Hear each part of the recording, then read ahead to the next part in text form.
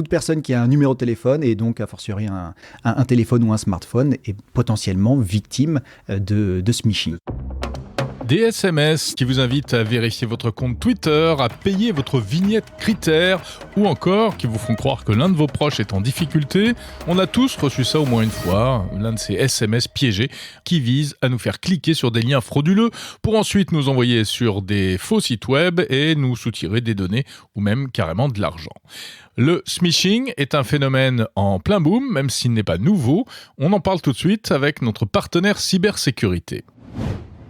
Bonjour Benoît Grunemwald. Bonjour Jérôme. Spécialiste cybersécurité chez EZ, partenaire de Monde Numérique. Et on se retrouve tous les mois pour décrypter un sujet lié à la cybersécurité. On va parler aujourd'hui d'un véritable fléau qui nous concerne tous potentiellement. Ce sont ces SMS piégés que l'on reçoit, on a l'impression de plus en plus en ce moment. Ça s'appelle du smishing. Alors tout d'abord, c'est un phénomène qui n'est pas nouveau, le smishing. Nous avons repéré le premier terme smishing dans nos recherches à partir de 2010. Il semblerait même que le terme existe depuis 2006.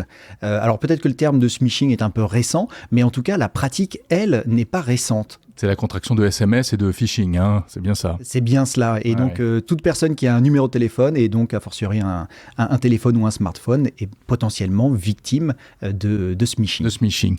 Alors, le smishing, il peut prendre des tas de formes différentes. Des messages qui se font passer pour le service légal de Twitter en ce moment, c'est très à la mode. Les vignettes critères, enfin, il y a plein de choses, Les cyberdélinquants ont une très très grande imagination. Ils sont également très très bons pour suivre l'actualité. Donc les fêtes arrivent, nous allons certainement recevoir des colis, passer commande de cadeaux sur Internet. Les vignettes critères sont également un bon sujet pour eux. Ce sont généralement des sujets qui sont soit d'actualité, soit des sujets de fond et qui peuvent concerner un maximum de personnes. Oui, donc à chaque fois, le principe est le même.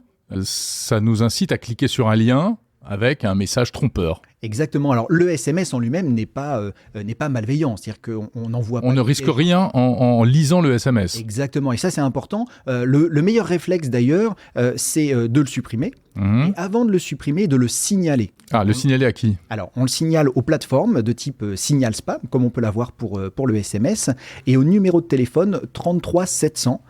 Il y a une procédure qui est indiquée et qui permet d'envoyer le SMS, à la fois le texte, mais également le numéro émetteur pour que celui-ci puisse être au niveau des opérateurs bloqué, analysé. Je voudrais qu'on revienne un instant sur le type de message qu'on est susceptible de recevoir. Donc on l'a dit, Twitter, vignettes critères, des SMS qui se font passer pour nos banques également. Exactement. L'urgence familiale est l'urgence familiale, ça c'est un phénomène qui monte. De quoi s'agit-il ? Exactement. Eh bien, c'est le fait d'écrire comme si on était un proche, à un maximum de personnes. Généralement, d'ailleurs, on utilise le carnet d'adresse des victimes. Quand on est attaqué, le numéro de téléphone, il ne sort pas de nulle part. On va aussi utiliser des caractéristiques. Par exemple, si c'est un numéro de téléphone français, c'est assez facile à retrouver, 10 chiffres, plus 33, etc.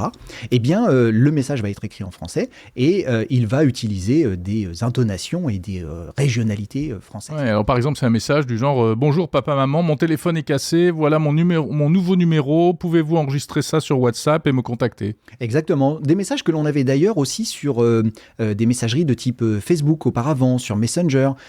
C'était des messages où on se faisait pirater son compte et on recevait soi-disant un message d'un ami qui était bloqué au fin fond de nulle part. Ouais, c'était devenu un grand classique, ça. Exactement. Et peut-être que la sensibilisation a bien fonctionné et que les emails sont de plus en plus détectables, que les plateformes de type Messenger pour Facebook, eh bien, elles aussi sont plus renforcées et qu'on a maintenant l'habitude d'avoir ce type de message et qu'on sait que notre ami en face s'est fait pirater son compte.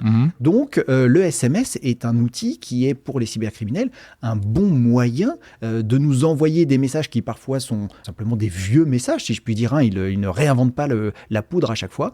Ils utilisent un moyen différent de nous toucher et un moyen, finalement, par lequel on ne s'attend pas à être touchés par ce type de message. Alors si on reçoit un message qui nous dit votre abonnement Free ou Netflix a besoin d'être mis à jour et qu'on n'est pas abonné ni à Free ou à un autre opérateur ou à Netflix, là ça met la puce à l'oreille, évidemment. Mais le problème c'est que parfois on est abonné et là on tombe dans le piège. Et là on tombe dans le piège, ou alors on a le réflexe que l'on a habituellement avec la messagerie, c'est-à-dire que l'on conserve ce message et on appelle son opérateur, sa banque. Ça c'est ce qu'il faut faire. Exactement. Hein, voilà, c'est ce qu'il faut faire pour détourner, enfin pour se protéger. Finalement, pour vérifier que le message est bien authentique, parce que on sait également qu'ils arrivent à usurper les numéros de téléphone. Et ou à utiliser des numéros courts. C'est-à-dire que si vous recevez un email qui vient d'une adresse que vous ne connaissez pas ou qui a l'air bizarre, ou le nom, ce n'est pas un .gouv.fr par exemple, eh bien vous êtes capable de le repérer. Alors qu'aujourd'hui, quand on reçoit des emails de livraison de colis ou de promotion, eh bien le numéro de l'appelant est un numéro de machine. Généralement, c'est 4-5 chiffres, c'est pas du tout un numéro de téléphone d'une personne. Et donc, quand un message de ce type-là arrive pour nous dire que il faut que l'on mette à jour notre vignette critère ou que on a une option pour du CPF, eh bien dans ce cas-là, ça vient souvent, et ça ne va pas nous choquer, que ça vienne entre guillemets d'une machine. Un mot, Benoît Grunemwald, de toute l'infrastructure qui est mise en place quand même par ces pirates. Création du SMS, etc. Puis derrière, il faut que ça suive aussi. Complètement, il faut que ça aille sur des sites internet. Et on le voit, nous, dans les rapports que l'on mène chaque mois, que le nombre de sites internet piratés et donc utilisés à des fins autres que celui pour lequel il a été créé, eh bien, est en forte hausse. Et ça sert à héberger notamment les pages sur lesquelles on va aller quand on va cliquer depuis un SMS ou un email d'hameçonnage pour récupérer un vrai formulaire qui va récupérer nos données. Merci Benoît Grunemwald, spécialiste cybersécurité chez EZ.